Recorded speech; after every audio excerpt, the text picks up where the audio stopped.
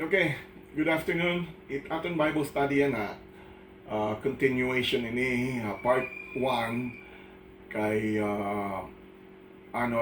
aton Bible study last time was also titled Bakit kailangan dumaan sa pagsubok ang Kristiyano. Ini part 2 na putol lang kita kay tungod lagi na matay mami.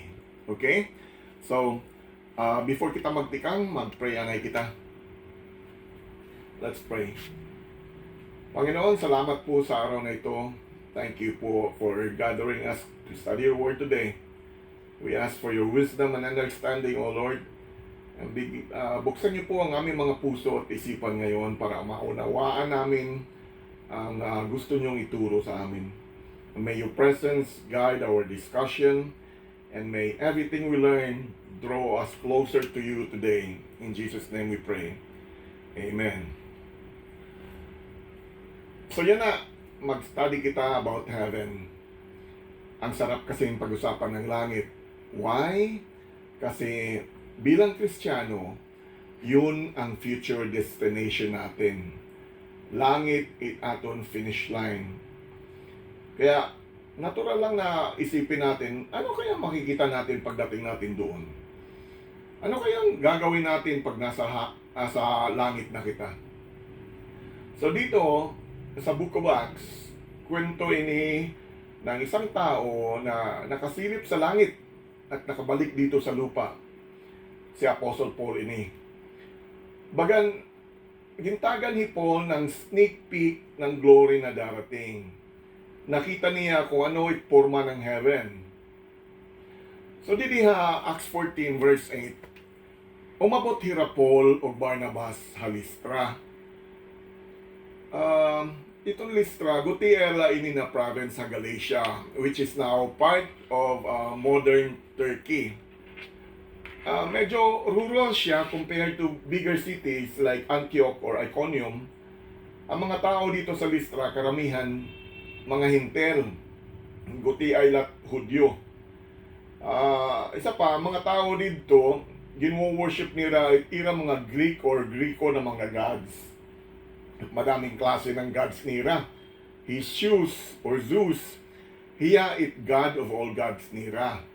Bagang aton God the Father, di ba? He Hermes, hindi yung mamahalin na bag na galing China, pag-abot ha Italy, gintahilan ng guti ay thousands of dollars na dayon it balor. Si Hermes or Mercury, it iya Roman name ngayon is Mercury. Messenger inihiya kay Turaban. Nabalik tayo sa istorya ni Paul at Barnabas. Habang nasa Listra hira, may na-encounter nira na lalaki na lumpo. Since birth pa iniya na lumpo, namiminaw hiya kan Paul. Habang nagpi-preach, tapos na notice ni ini na lumpo ni Paul. Nag-eye to eye hira. Na-realize ni Paul na ini na tao, may faith ini to be healed. So bigla na lang sumigaw si Paul, tumayo ka. Biglang tumindog ito lalaki, tapos naglakad siya. Nagulat it mga tao. Sumigaw hiraw, mga Diyos inhiraw, in human form. Si Barnabas daw, si Zeus, at si Paul, si Hermes. Nagluhuran hira nga tanan. Itong mga tao dyan sa kabila, brethren natin, ganun rin ang ginagawa nila, di ba? Tumangis na kuno tira sa statwa, baw na kagad sila sa statwa. Lalo pa yung lumuluha kuno ng dugo. Si Jesus kuno iton, si Mary, or ibang santo. Well, unang-una, anong sabi sa second commandment na binigay ni God kan Moses? Sabi ni Lord, huwag tayong gagawa ng mga ribulto o larawan ng kahit ano. Kahit nasa langit, sa lupa o sa dagat, para sambahin or yoyukuan. Ang worship at bowing down ay para lang kay God, hindi sa kahit anong gawa ng kamay ng tao. Sa masiring kamo, di ba kuya milagroso yun? O milagroso yan? Lumuluha nga ng dugo? Oo nga, pagpalagay natin ng milagroso, tanungin ko kayo, ay tanong nyo sa sarili nyo, aside from God, Sino pa kaya ang may power na makagawa nito? Yes, ang demonyo. Balik kita sa Old Testament, anay ha? May power rin ang demonyo gumawa ng mga bagay na ito. Pero, may limit. Una-una, let's quote some verses. Exodus 7, verses 10 to 12. Nung inihagis ni Aaron yung tungkod niya, naging ahas. Ginaya naman ng mga magician ni Pharaoh gamit ang kanilang magic. Naging ahas din yung tungkod nila. Pero ang matindi, nilamon ng ahas ni Aaron lahat ng ahas nila.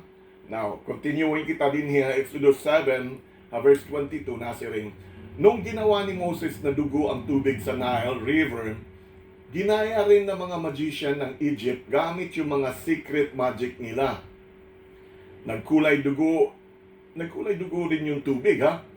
Now, moving on, Exodus 8 to 7, nung iniuunat ni Aaron ang kamay niya, biglang nagsilabas ang mga palaka sa buong Egypt. Pero, ginaya rin ng mga magician gamit ang kanilang magic. Nagpalabas rin sila ng mga palaka. Dinhi, continuing Exodus 8, verses 18 to 19, pero nung ginawa ni Moses na lumabas ang mga kuto o garapata, sinubukan din ng mga magician ni Pharaoh na gayahin yun.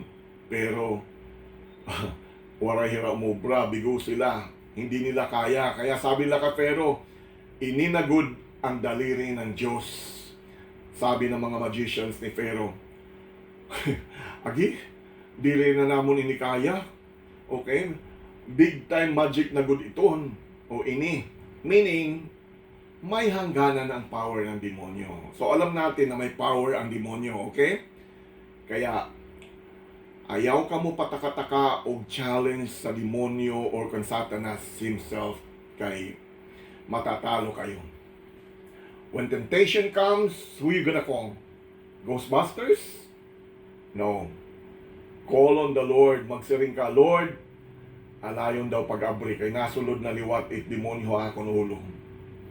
Remember, ang body natin is the temple of the Holy Spirit. Dito natugot it Holy Spirit na i-share ka.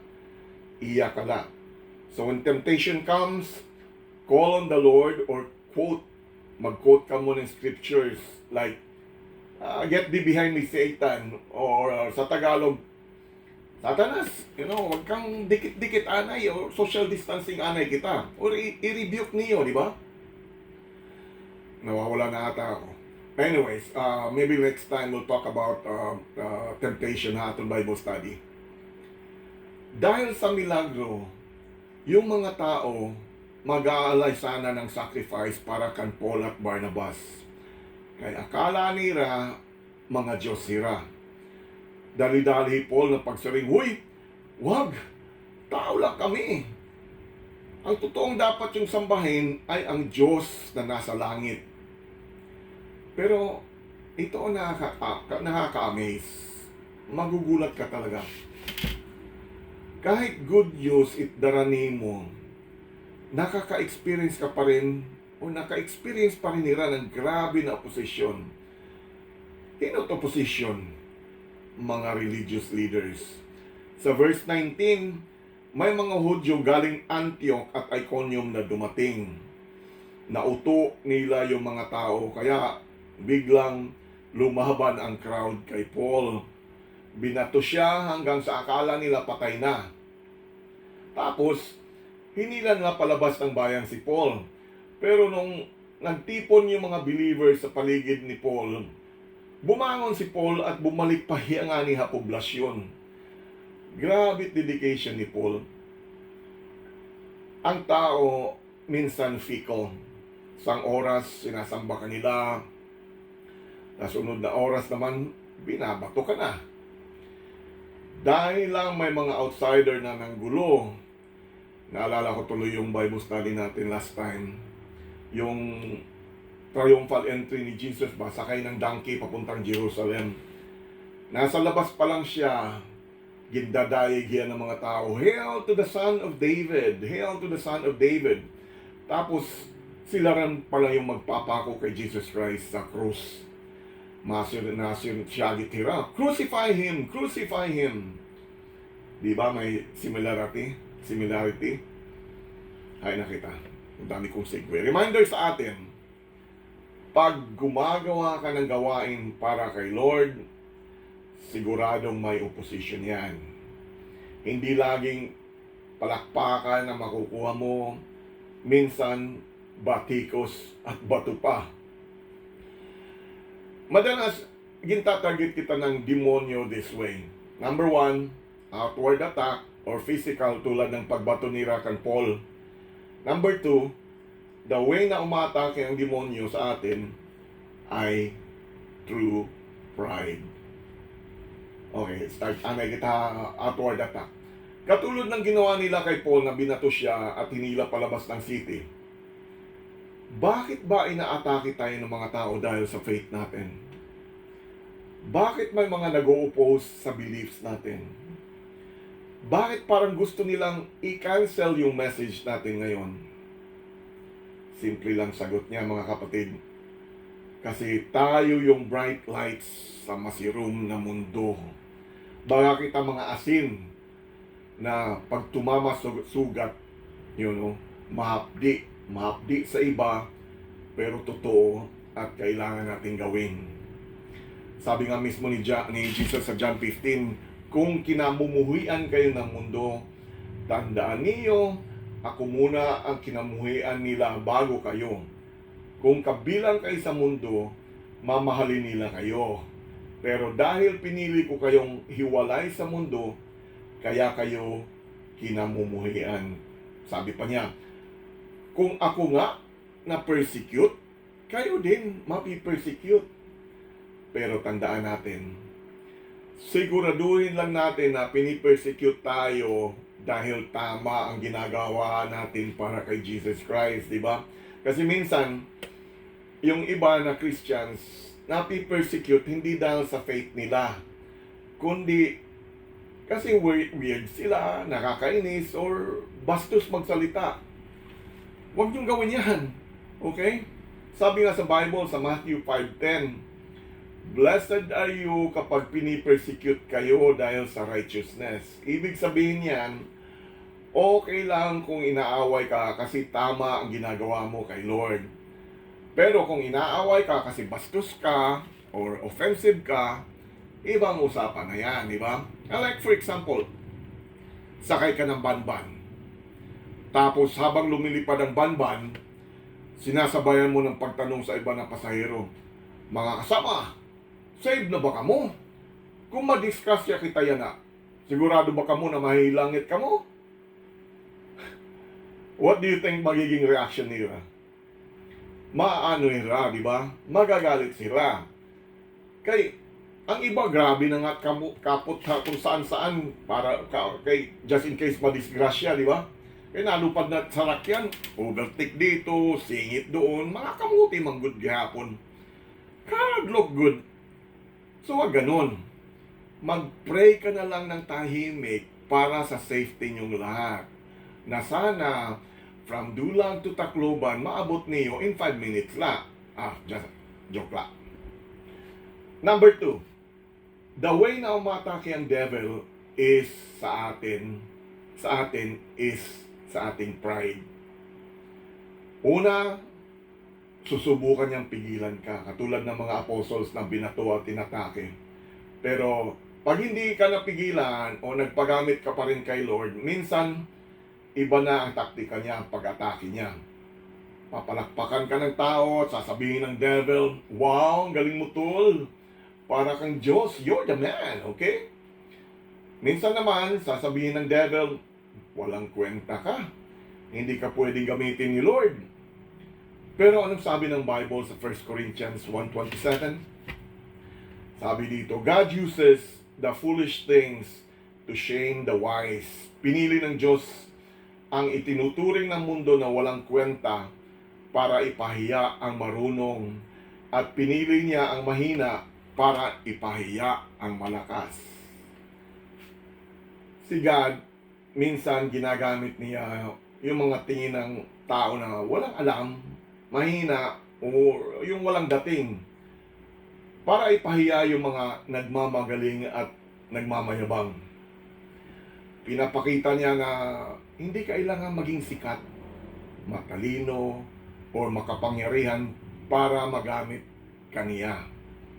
Ang kailangan lang, puso na handang sumunod sa kanya. So kung minsan pakiramdam mo, di ka qualified, tandaan mo, si God mismo ang nagkwa-qualify sa mga tinatawag niya. Kaya, ginagamit ka ni Lord. Kung di naman matalo ng demonyo, susubukan niya ibang mga ways, ibang style naman. Like, pupurihin ka pa niya more, sasabihin niya, oh, tol, ikaw na pinaka-awesome, pinaka-godly, pinaka-marunong sa Bible. Ikaw lang ang maging magaling magsalita. Pag tumuo ka ito na bulatik ng demonyo, ay talo ka. Kasi, tinamaan ka na ng pride. Bibilib ka sa sarili mo. Di man nakikita ng iba, pero you'll say to yourself, wow, oo nga, no? Ang galing ko. Pride chicken na yan. Kaya bigyan na yan ng jacket, di ba? Kaya reminder lang, minsan mas delikado pa ang popularity kaysa persecution. Kay pride will eat you if you are not careful. Okay, balik kita sa story ni Paul. So dinala nila si Paul sa labas ng bayan. Binato hanggang sa akala na patay na siya. Sabi sa Acts 14:19, binato nila si Paul, hinila palabas ng town, iniwan na akala wala na siya. Pero nagtipon yung mga believers sa paligid niya at biglang bumangon si Paul, bumalik pa sa bayan. Sabi ng maraming Bible teachers, scholars, posibleng ito na nga yung time na talagang namatay si Paul at muling binuhay ng Diyos. Bakit? Kasi sa 2 Corinthians 12, ikwento mismo ni Paul na naranasan niya ito. Bigyan ko kayo a bit of background kasi may mga arguments noon na di rin daw iniamo nung time na namatay si Paul. Pero it seems like ito may correlation ng Acts 14 din hiya 2 Corinthians 12 kasi si Paul na mismo nagsabi. So, balik tayo. Kinuwento ni mismo ni Paul na naranasan niya yung parang pag-akyat sa langit. Kaya inisip na marami, baka dito nga nangyari yung sinasabi ni Paul na namatay siya at umakyat siya sa langit. So, imagine, binato, iniwan na parang patay si Paul, pero binuhay ulit ni Lord. Okay. Imagine lang kita ha. Imagine natin na nahitabugo din ni Paul. Binato siya hanggang namatay, di ba? Grabe ha, masakit kaya yung batuhin ka. Hindi lang masakit, matagal ka pa mamamatay ito. Babatuhin ka, sus, ako ko na ako. Wala po sila na niya ako, di ba? So tapos, namatay nga si Paul. Biglang nasa heaven na siya. Sa harap ni Lord, sa ring ni God.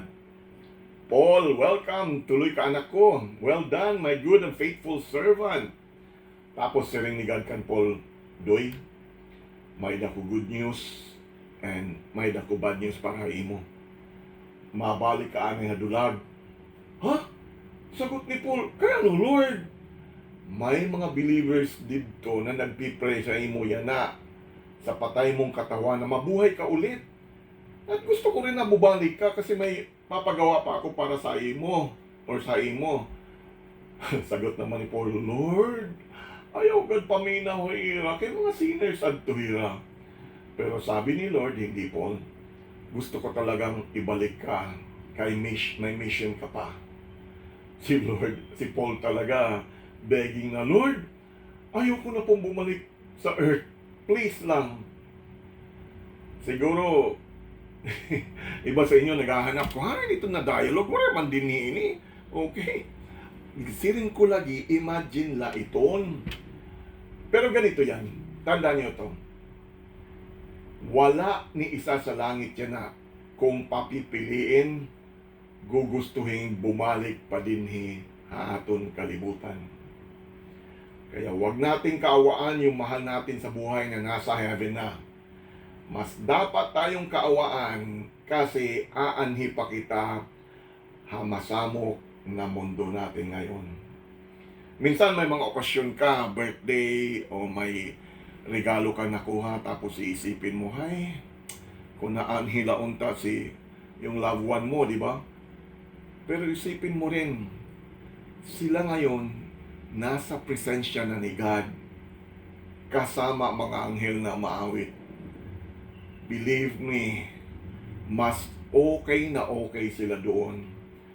Oo, normal lang na mamiss natin sila. At ako mismo nakakaramdam rin yan, okay? Pero, sisiguraduhin ko sa inyo, masaya na sila sa heaven. At balang araw, makikita nyo rin sila ulit. So, posible na, nung binato si Paul at akala nilang patay na siya, doon siya dinala ni Lord sa langit. Tapos dito sa 2 Corinthians 12, ikwinento niya kung ano nakita niya sa langit. Sabi niya, ayokong magyabang tungkol dito ha, pero may kilala ako, tao, actually siya yon, na 14 years ago, Acts 14 yon, sa Acts, sa Acts na panahon. Hindi ko alam kung nasa katawan ako o wala, pero sigurado si God na dinala ako hanggang third heaven sa paradise. At doon, nakarinig ako ng mga bagay sobrang kahanga-hanga. Hindi kayang i-explain sa salita ng tao at hindi pwedeng ikwento ng kahit sino. Ang astig ng pagkwento ni Paul dito, very humble siya. Sinasabi niya, may kilala ako, pero actually in reality he had to.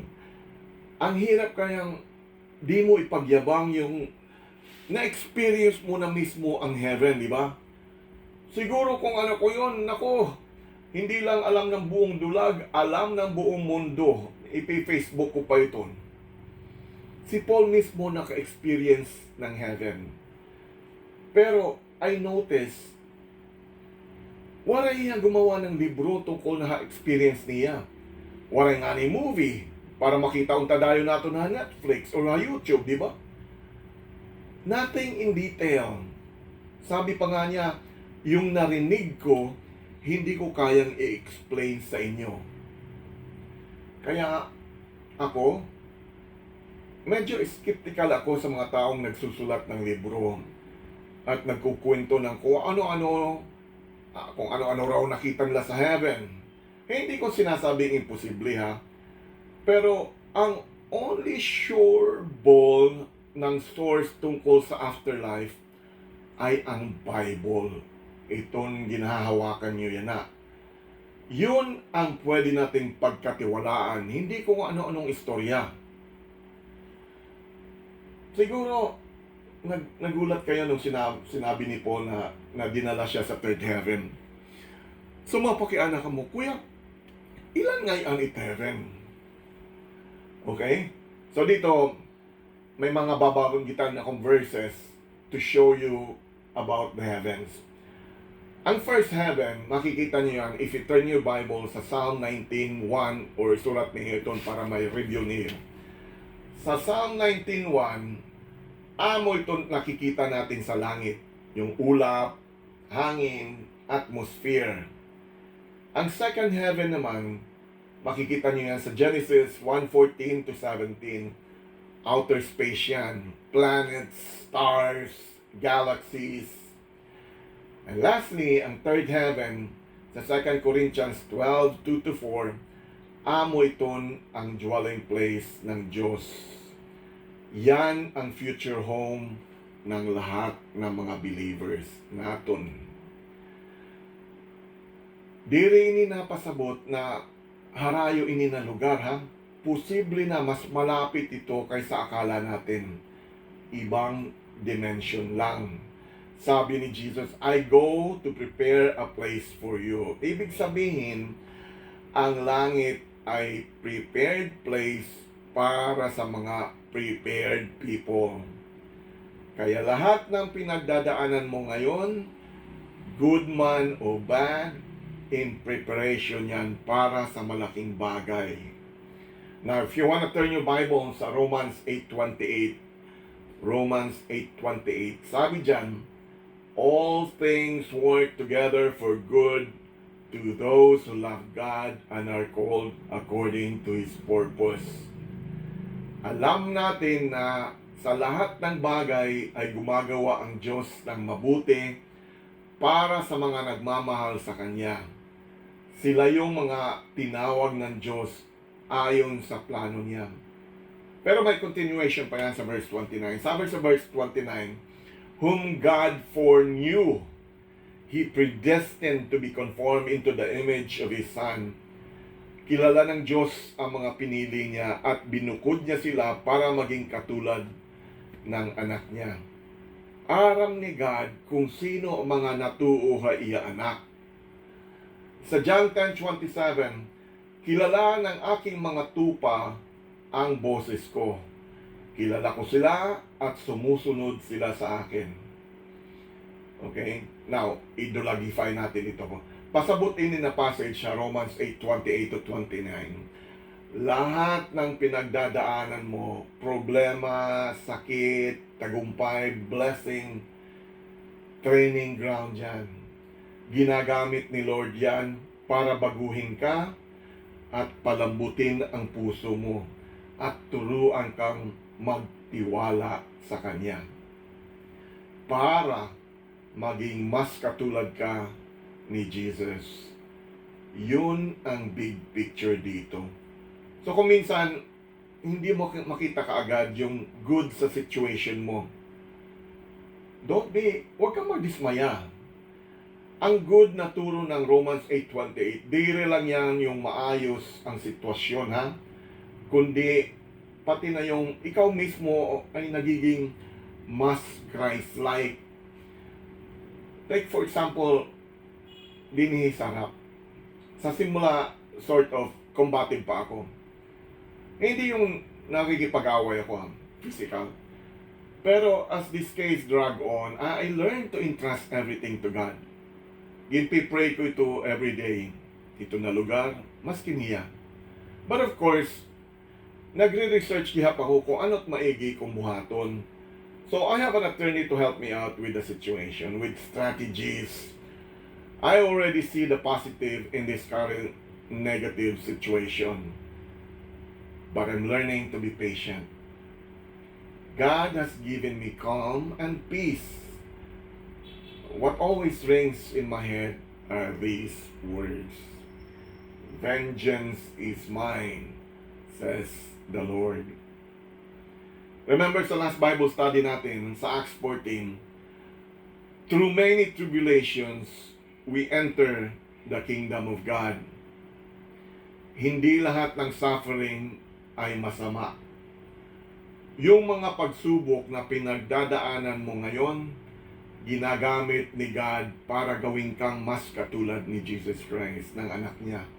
Inihahanda ka sa langit at para magamit ka rin makatulong sa ibang tao. Kaya pwede ka pa rin mag-rejoice kahit sa hirap o lalo na sa ginhawa. Remember, one day papasok tayo sa afterlife. Mamamatay ka, tayong lahat. Pero ngayon pa lang, dito sa buhay na ito, mag-decide ka na kung saan ka pupunta after death. Sigurado ka na ba sa heaven pag namatay ka, na mapapunta ka sa heaven? Kasi tulad ng sabi ko kanina, heaven is a prepared place for prepared people. At ito pa, hindi ka pupunta sa heaven para mahanap si Christ. Pupunta ka kay Christ para mahanap ang heaven. Si Jesus lang ang daan papunta sa Ama. Wala nang iba. Sabi niya, I am the way, the truth, and the life. No one comes to the Father except through me. Kaya ang tanong ko, handa ka na ba? Game ka na ba? Marami nagsasabi, mahilangit man ako kasi mabait naman ako. Pero ang tanong, mabait ka kumpara kanino? At ano ang basehan mo?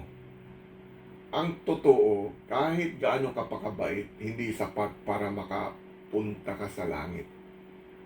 amo itong treason kung bakit namatay si Jesus sa cross 2,000 years ago at nagbuhos ng dugo niya para sa inyo. Kailangan mong aminin na makasalanan ka, talikuran ang kasalanan, at magtiwala kay Jesus. Pag ginawa mo yan, doon ka magkakaroon ng assurance or kasiguruhan na mahihilangit ka. Kaya bago tayo magtapos yan gusto kong i-extend ang invitation na ito. Kung hindi mo pa nagagawa yan, handa ka na ba? Okay? Tanungin mo si Jesus na pumasok sa buhay mo. Gawin mo, ininabagay, yan na. Huwag mo nang ipagbukas. The Bible says, today is the day of your salvation.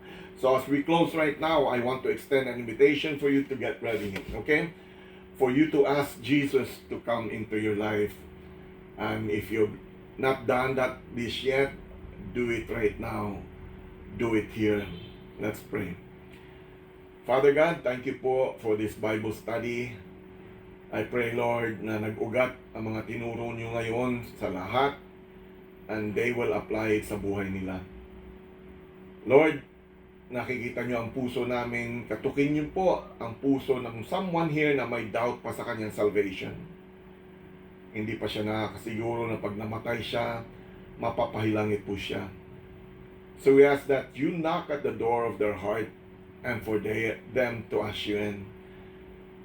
At again, kung ikaw ini, na waray pa kasiguruhan na iya eternal destination o imo di eternal destination, nasiring it Bible, today is the day of your salvation. Huwag niyo itong palampasin ang chance na ito na hingin ang free gift of eternal life from God. So if you want to do it now, sabayan nyo lang ako sa simple prayer na ito in accepting Jesus in your life. Pray in this manner. Panginoon, alam kong makasalanan ako. At alam ko rin na ang anak niyong si Jesus Christ ang tagapagligtas. Today po, humihingi po ako ng kapatawaran sa mga kasalanan ko. At tinatanggap ko rin po na sinakripisyo niyo si Jesus Christ para sa akin. Simula po sa araw na ito, si Jesus ang aking Savior. And I will put my faith and trust on Him from here on. Thank you, Father, for the gift of eternal life through Jesus Christ. Amen.